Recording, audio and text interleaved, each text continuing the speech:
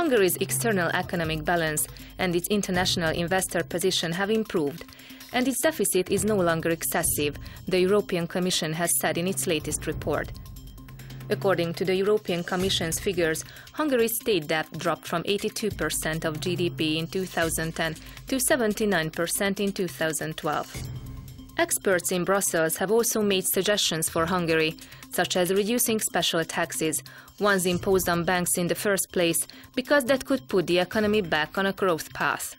In its report, the European Commission surveyed 13 countries, out of which 11, including Hungary, showed improvements since the previous survey. Spain and Slovenia were found to have an excessive deficit. Hungary's rate of inflation reached its lowest level of the past 4 decades during the past year. According to a report by the Central Statistical Office, consumer prices in March were 2.2% up from the same month in 2012.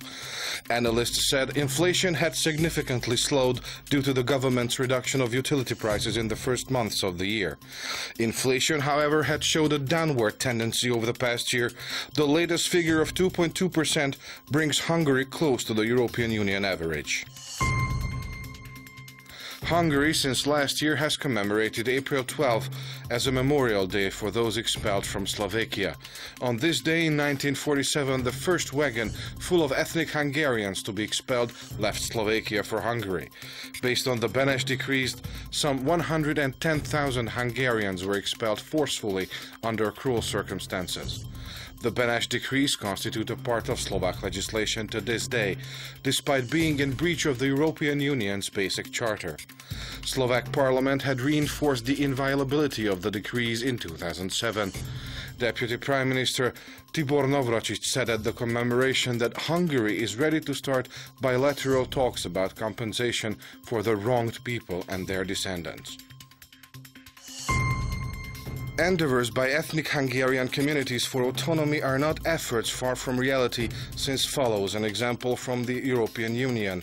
Zsolt Semjén, Deputy Prime Minister in charge of the policy for Hungarian communities abroad, told a conference on national self-determination in Budapest. The Hungarian diaspora is entitled to cultural autonomy, and Hungarians living in large blocks should be given territorial autonomy, he said. Semjén said each community should work out their autonomy concept, tailored to their own needs, and the Hungarian government would support those plans. Budapest will not impose any autonomy plan on any Hungarian community, he said.